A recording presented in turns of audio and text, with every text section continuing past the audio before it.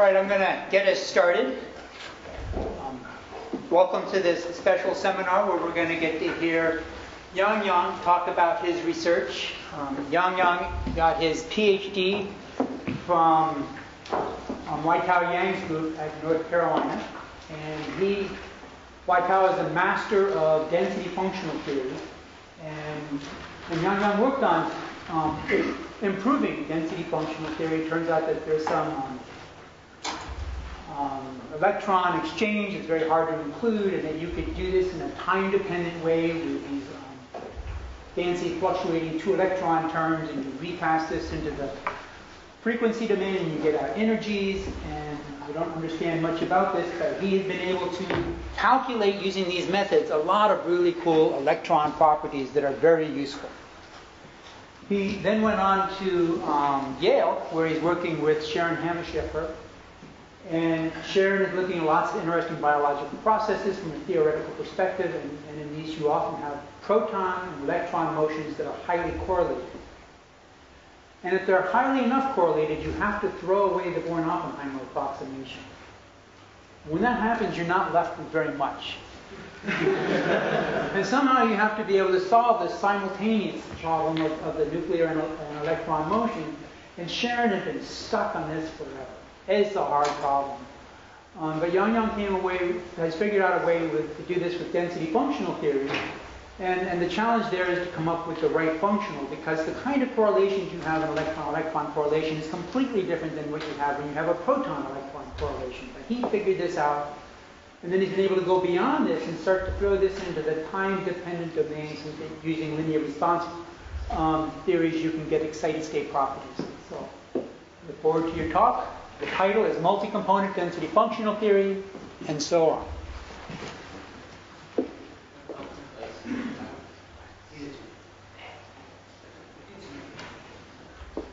Oh,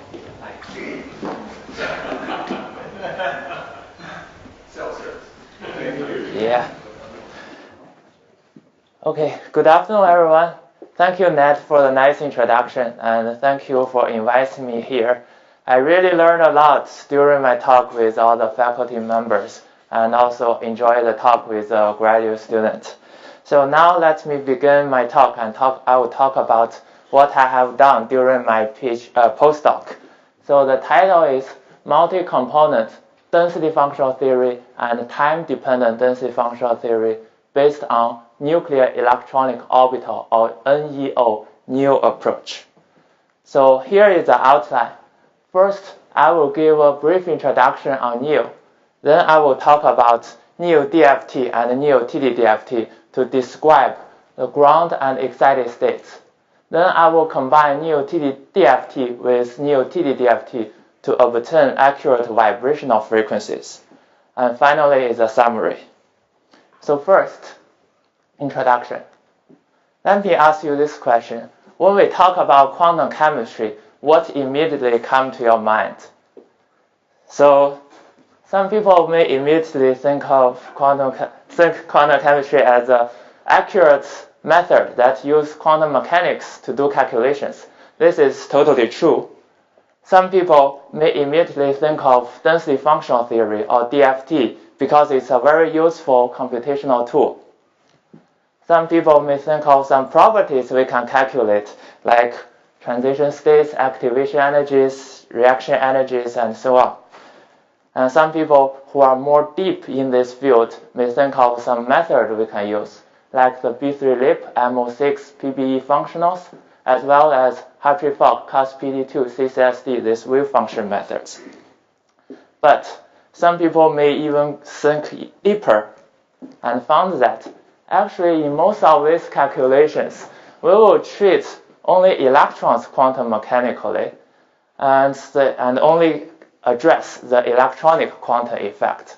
But we know that the nuclei are also very small, tiny particles. They have their quantum effects. How important are the nuclear quantum effects? The answer is that they are very important. Here are some examples. For example, if we want to know the zero-point energy and the vibrational excited states, we want to treat the nuclear quantum mechanically. Similarly, for hydrogen tunneling and hydrogen bonding, and also for proton-coupled electron transfer, which is PCET, and widely investigated in my current group. So how can we describe this nuclear quantum effect? Note that although I ask you these questions, I don't mean that conventional method cannot describe it. How can conventional method describe it? Here come to the important cornerstone of quantum chemistry, the electronic structure theory, the Born-Oppenheimer separation. So suppose our system has these three components: heavy nuclei whose nuclear quantum effects are not important, light nuclei whose nuclear quantum effects are important, and electrons. And we know the quantum effects are very important. So for conventional electronic structure theory, they will draw a line here, and this is our classical world, and this is our quantum world. Then we can do the quantum calculations and get the energy of the quantum world, and then those energy will serve as a potential energy surface for the nuclei. Then we can treat the nuclear quantum mechanically and describe the nuclear quantum effects with the help of potential energy surface. So this is possible. However, because there is a Born-Oppenheimer separation between light nuclei and electrons, if we have a process that is highly non-adiabatic, we will face great challenges. So can we come up with a better way that can address this issue? Yes, we have. Then it is a NEO method. In NEO method, we will treat both electrons and light nuclei quantum mechanically, and in these cases, light nuclei are mostly protons.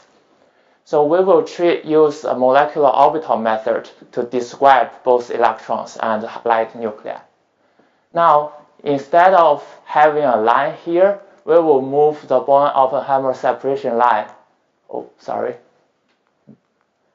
to here. Then this is our classical world, and this is our quantum world. Then within this quantum world, we will directly describe the nuclear quantum effect. And also because there is no Born-Oppenheimer separation between the nuclei and the electrons, in principle, we can describe non-adiabatic phenomena. So these are the basic philosophy of NEO. Now let me talk about the system setup and how we write out the Hamiltonian. So here is a model molecule we use. It's a FHF- molecule. It is a very weird molecule, and maybe many of you even don't know about it. And so did I. But we use it because it's one of the simplest models that we can perform calculation on. So for this molecule, we will treat the two heavy fluorine nuclei as classical point charges. Then we will describe this proton and all the electrons in the system quantum mechanically. Then we need to write out the Hamiltonian for the quantum system. Here is it. We have many terms. There are electronic term, which includes a kinetic energy of electron, the electron-electron interaction term, and the external potential term for electron. Similarly, we have the nuclear term. And then we have one extra term which comes from the nuclear electronic interaction.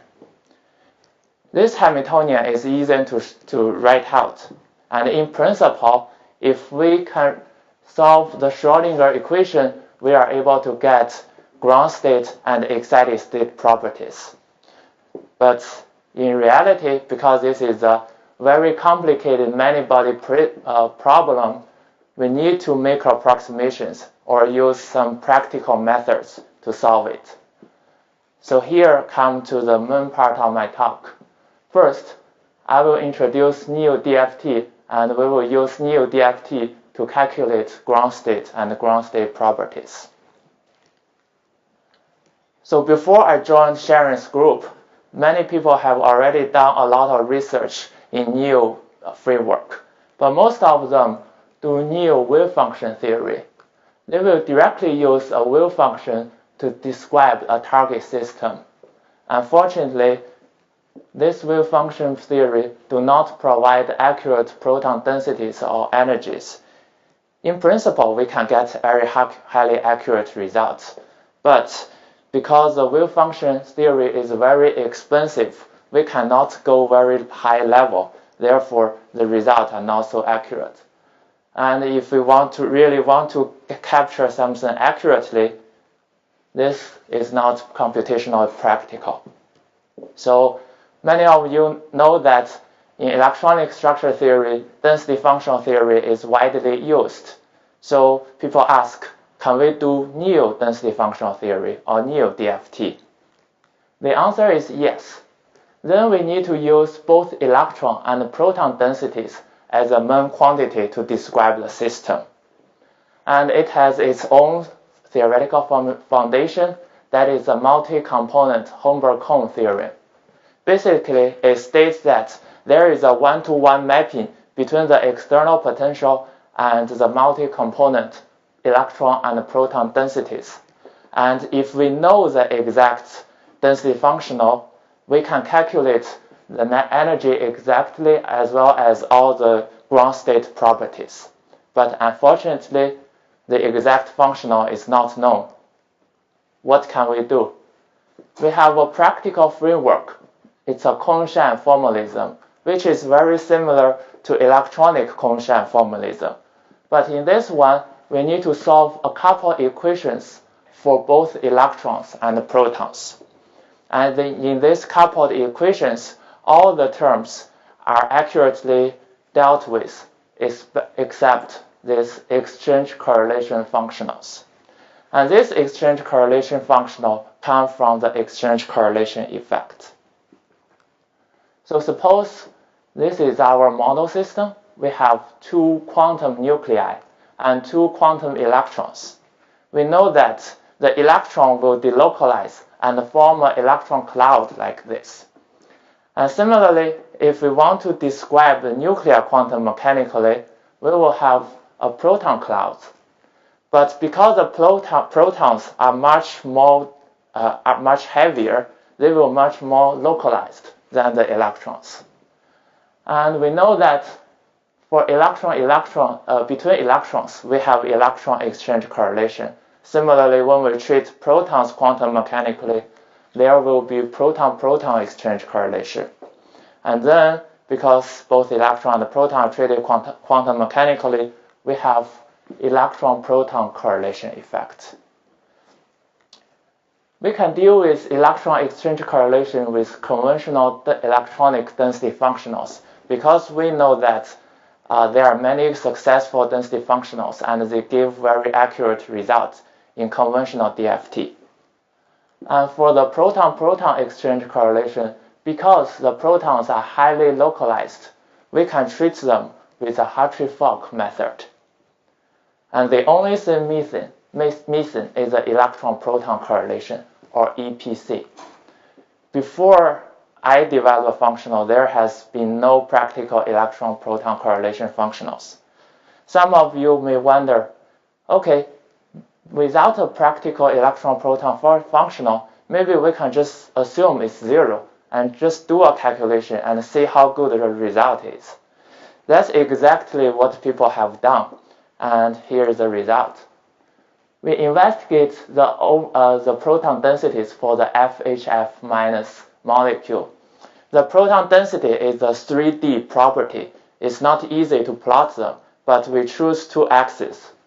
One is along the principal axis, and one is the axis perpendicular to the principal axis. We call them on-axis and off-axis. And here are the results. Note that the reference comes from a highly accurate grid-based reference. And then the dashed line comes from the NEO-DFT without any electron-proton correlation. If we look at the full width at half minimum, we can figure out that NEO-DFT will give two localized proton densities. But we know that in the Kohn-Sham formalism, we have treated those terms either accurately or exactly. So the error must come from the electron-proton correlation functional. We really need to develop a good electron-proton functional in order to describe these delocalized proton densities. So this comes to the first mission, NEO mission 1, design a good electron-proton functional, a correlation functional. How can we describe it? Well, I say that we can borrow ideas from conventional DFT because in DFT, the electron correlation functional has been very successful. And what ideas? I say that maybe we can try some easy but successful ones, such as a Kohn-Sham formulation. You may wonder what is Kohn-Sham formulation, but I guess that most of you will know the B3-LYP functional in computational chemistry. Important ingredient of the B3-LYP is the LYP correlation function. And LYP correlation function directly comes from the Kohn-Sham formulation.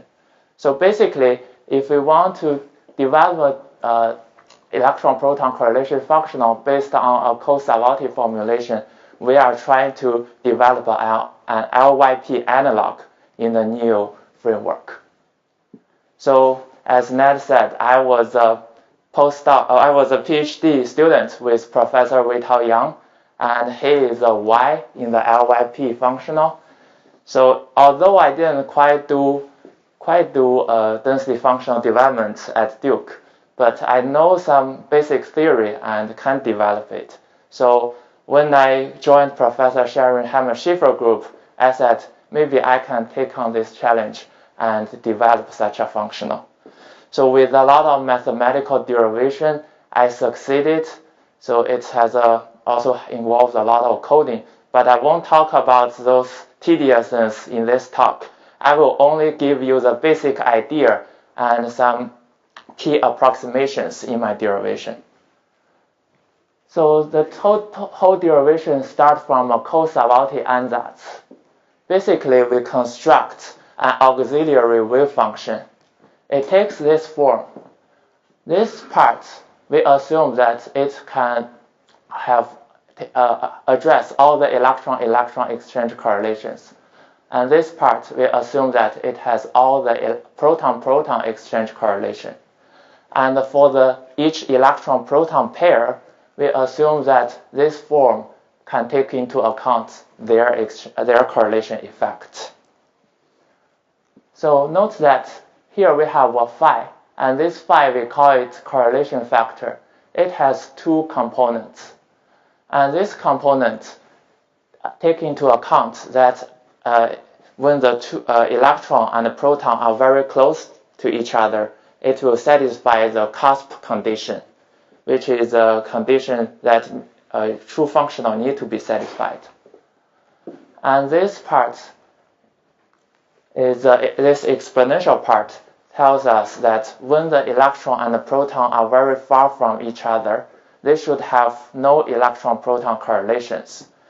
So note that r, the small r here, is a distance between the electron and the proton. So when r is infinite, then e to the negative infinity is 0. Therefore, we have 0 correlation factor. This is satisfied. There is another interesting quantity, which is beta. It should have a unit of 1 over r. We call it inverse correlation length. In electronic Kohn-Sham formulation, it is assumed to be inverse to the Wigner radius. And what is the Wigner radius? It basically tells us the distance between two adjacent electrons. And the Wigner radius, therefore, will be inverse proportional to the rho electron density to the 1/3. So at first, I also tried to use the electronic beta and with this form. But then I did the derivation and tried, but finally I found that no matter how hard I try to tune a functional, I cannot get qualitatively right results. Then I realized that because we are trying to develop an electron-proton correlation functional, this part should really depend on both electron density and the proton density. So we directly think that maybe we can take a geometric mean for the electronic beta and the proton beta. And then we will assume the new beta is proportional to rho e to the 1/6 times to rho p to the 1/6. Yeah. You said you could not get the correct result.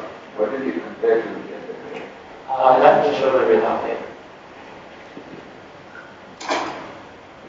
Then the cases we see before can be expressed in terms of the inverse correlation length. And there are some approximation, and I won't go into detail. And then we evaluate the energy with the auxiliary wave function, and we get Taylor expanded and truncated, and then approximate it. Then we get the first functional.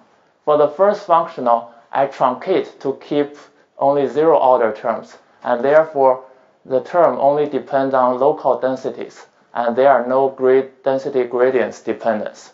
So it's really a local density approximation, or LDA. And the functional has this form. See that it only depends on the electronic density or proton density. And there are 3 parameters we can tune. And I try to optimize these 3 parameters to achieve good FHF minus proton densities. And this functional is called the EPC17-1 functional. So how is the result? We have seen this figure before. So basically, we will compare the result with the grid-based reference. That's a reference we will compare with. So that's the answer to this question. And we see this, but now we have one extra set of data. That is the NEO-DFT with EPC17-1 functional. It's the blue dotted line. Basically, the density matches very well with the grid-based reference. Quick question about the normalization. Before we talk about Yeah, that's a good question. Actually, I will get this question almost every time. So I would like to introduce it, but it will take some long time. But now let me talk about it. So the proton density is a 3D property. So it needs to normalize in 3D. Therefore, even though at 1D, it seems that it won't normalize. But look at here. In the center region, it greatly overestimates the proton density. But also note that in 3D, the center region has a much smaller volume, right?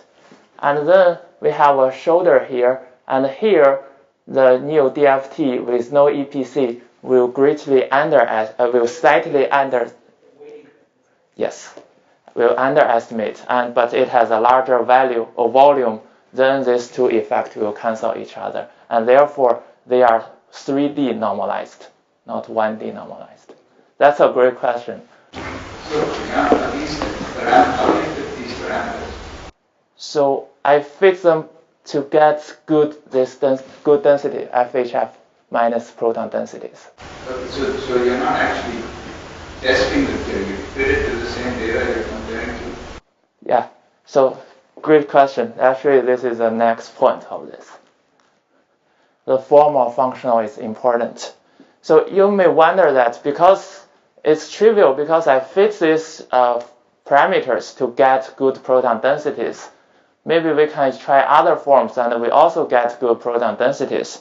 But I have told you, if I use this form, then no matter how hard I try to fit the functional, I cannot even get qualitatively right result. And the results will be very bad, just like this. So not only the parameters, but also the form of the functional is very important.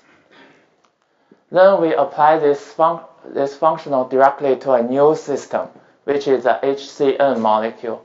So in HCN, we will treat this C and N classically and treat this proton and all the electron quantum mechanically. And here is a proton density for the HCN molecule. Again, we can see that our method can predict much delocalized proton densities than NEO-DFT without EPC. Although its error is slightly larger than this molecule. Is it in 3D or 1D? Oh, so this is also a good question. When I first did this parameter fitting, I just did the fitting by eyeball the result, eyeball the 1D result. But later we also try to fit it with 3D and minimize the RMSD. And turns out, it's a kind of magic, turns out the fitted result, these parameters are almost the same as my original one. Yeah, good question. Yeah. So we are interested in why we can get delocalized proton densities. The magic must lie in the electron-proton correlation functional. I have told you that the electron-proton correlation functional only depend on the local electron and proton densities in my current form. So we will plot the electron-proton correlation potential as a function of local electron and proton densities.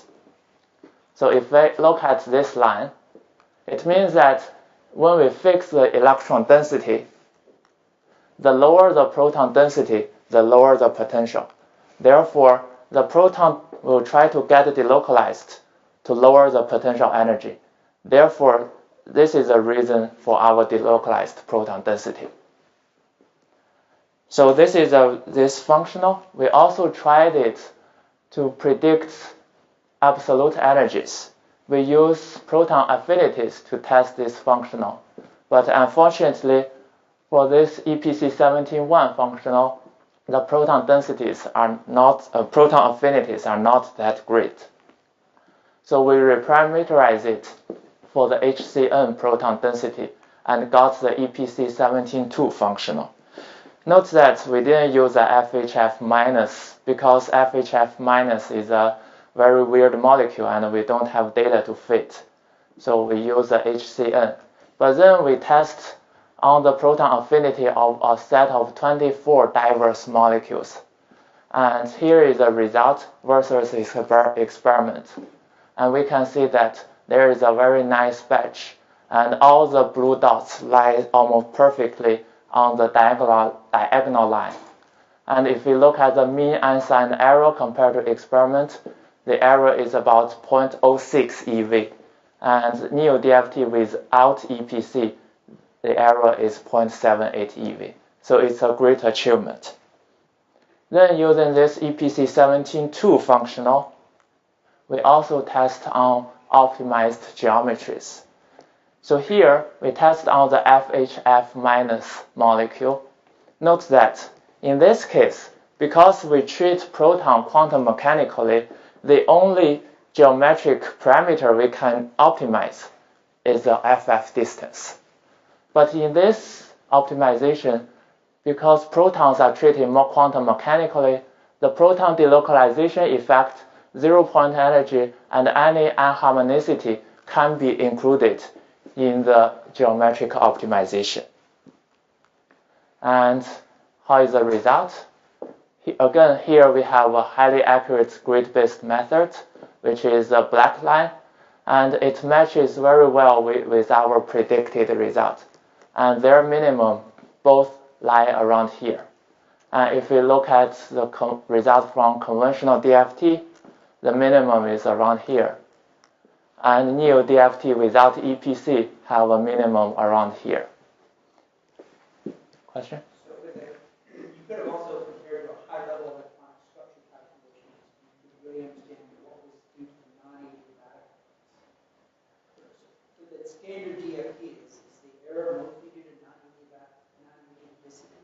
I think that in these cases, the error is mostly due to the proton delocalization effect. And why is that? Because for this molecule, actually, and they are very close, this is kind of in the adiabatic limit. So that's why we can use the grid-based method as a reference. So, is it zero? I say it's a 0-point effect as well? Sure, both. Yep. Yes. So it's actually a good question because for new method development, our eventual goal is to describe non-adiabatic effects. But for the first step of the development, we need to compare with something. Therefore, it should also be accurate for in the adiabatic limit. Therefore, we look at some adiabatic systems and compare results from the grid-based reference. So, yeah. So the geometry change is a very subtle effect, but it's really great that we can capture this effect with our functional, and it's even better than conventional DFT. So I have talked about the two functionals. One is good for density, the other is good for energy. But this is not completely satisfying. We really want a functional that is good for both. So we tried hard to reparameterize this functional, and turns out we cannot get it within the LDA framework. So I said we need to go beyond this and go to the generalized gradient approximation. And in this one, I truncate the Taylor series and keep two terms up to the Laplacian one. And then with some mathematical work, I can make it a functional that only depends on density and density gradient. So it's a GGA now. Then with some parameter tuning, we are able to get both good densities and good energies. And furthermore, one important thing is that we can better capture the isotope effect. So here is the density for FHF minus molecule, and we have seen it before, and now we have one extra set of data which come from NEO-TDDFT EPC GGA. And basically, it's overlapped with the reference very nicely. Then we look at F deuterium F minus molecule.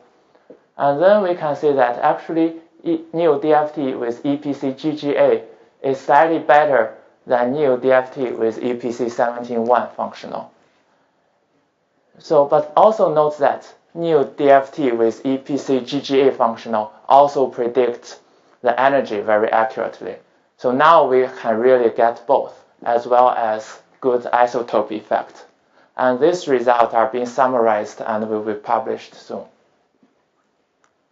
Okay, now let me switch gear and talk about NEO-TDDFT to treat excited states. So describing ground states is very successful, but it's only an important starting point. What we are really interested in are the excited states for protons. Why? I have showed you these pictures, and in order to get all these pictures, we need to calculate the proton excited states. Unfortunately, there has been no practical attempts within the multi-component quantum theory or within the NEO framework. And we really need to develop a method to calculate proton excited states. So here come to the mission 2, develop good excited state theory. Again, how can we develop it? We will borrow ideas from electronic structure theory. And what idea? I think many of you who have done excited state calculations will immediately think of the method TDDFT. Then I will just borrow this idea. Then we need to develop a TDDFT within the NEO framework. So what's the difference? We will treat more than one type of particles quantum mechanically, and it involves more complicated formulation. But as a reward, we will get both electronic and proton vibrational excitations, and I will show you the results later. But before we dive into the theory of NEO-TDDFT, let's talk about the theory of TDDFT first. So TDDFT tried to capture a very simple physics process. That is the linear response of Kohn-Sham system to perturbative external field.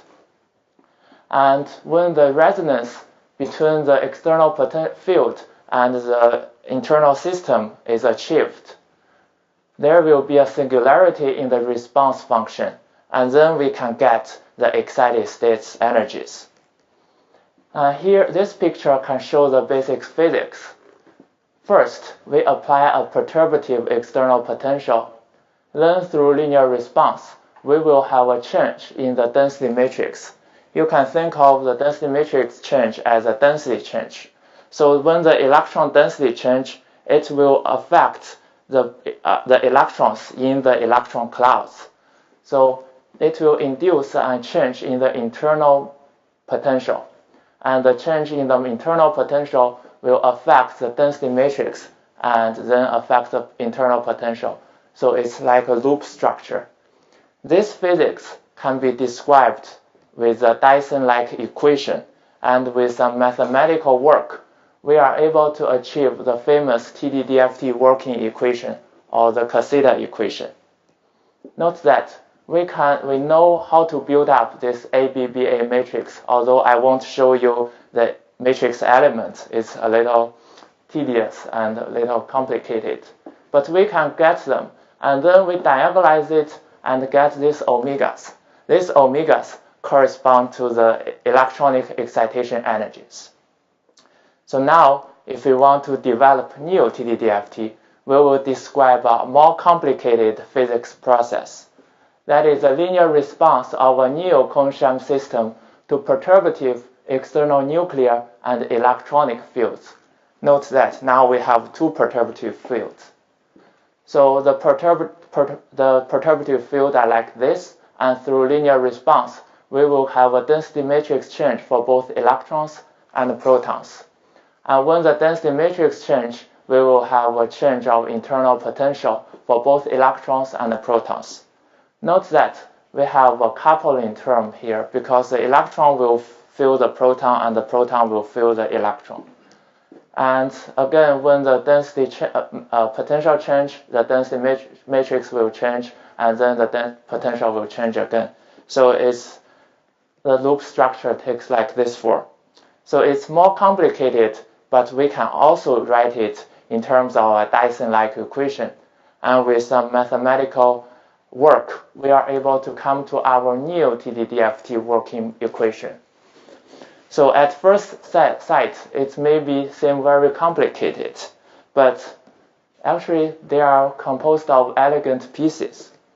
So first, the electronic TDDFT matrix is embedded on the top left, and then an analogous proton TDDFT matrix are shown here. And then we have coupling matrices that coupling this electronic and proton TDDFT matrices. So basically, we will try to diagonalize this huge matrix that couples both electronic and proton TDDFT and get these omegas. Then we should get both electronic excitations and proton excitations at the same time. Note that this matrix structure is actually very similar to conventional electronic TDDFT, but with just a larger dimension. But in principle, it's easy to solve with the iterative method, and we can achieve n to the fourth scaling for a single root. So the scaling is the same as conventional TDDFT. So now let's look at some results. First, let's look at some electronic excitation results. Here I list the electronic excitations for FHF- molecule. This column we have NEO-TDDFT, and for this column we have TDDFT. Basically, they give the same result, which also means that in this system, the proton quantum effects barely affect the electronic excitations in this system. And then we come to something more interesting, the proton excitations. Now first, let's look at the classical picture first. When we fix the two fluorine nuclei and only investigate the proton vibrations, then there are possible two kinds of vibrations. One is on-axis vibration, the other is off-axis. But note that this off-axis have twofold degeneracy because there is also in-out, that kind of mode. Similarly, for the HCN molecule, we have on-axis and off-axis excitations. NEO-TDDFT is able to capture all of this. And then we compare with the grid-based reference, come from here. And we can see that the results are very nicely matched. And in all the cases, we have error within 100 wave number. And actually, in most cases, 3 out of 4, we have error around 20 wave number. And also note that actually NEO-TDDFT requires a relatively large basis set. This is in contrast to NEO-DFT. So we really kind of need to go to high angular momentum basis set in order to get such accurate result. Okay, so these are the NEO-TDDFT results. Let me come to the third part of my talk, vibrations from NEO-TDDFT plus NEO-TDDFT. So let's come back to this picture. Conventionally, we have Born-Oppenheimer separation here and get classical world and quantum world. And in the quantum world, we can calculate the electronic excitations, maybe use electronic structure theory. And then from DFT, we can also get the potential energy surface for this nuclei, and then get the translation, rotation, and vibrational frequencies. And there are 3n degree of freedoms in this system. And then we look at NEO. Because we have moved the Born-Oppenheimer separation to here, in the quantum world, we can describe the electronic excitation as well as the proton vibrational excitations with NEO-TDDFT I just derived. Then, in the classical world, we also have translation, rotation, and vibrations.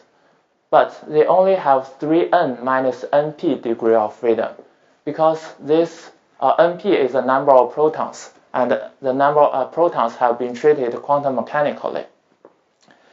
So some people ask us, can you do calculations that give us results that matches RR's frequency? Basically, what's a vibrational excitation result?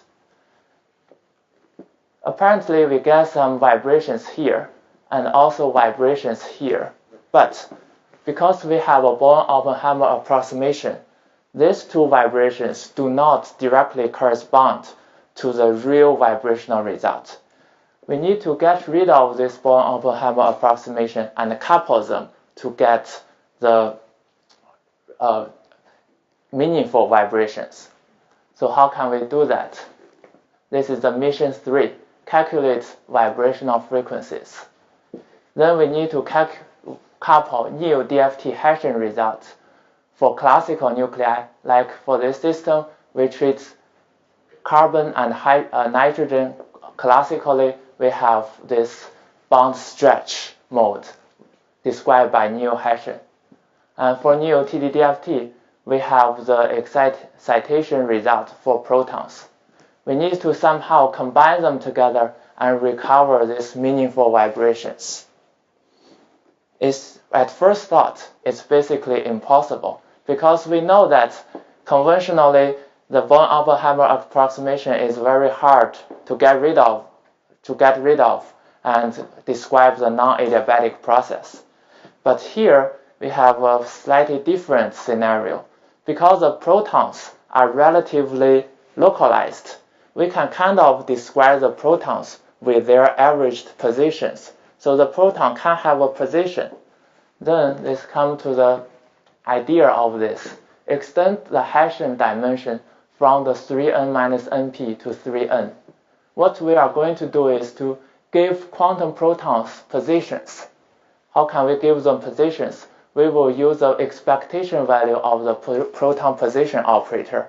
Basically, for each proton, we will calculate the average position from the proton density.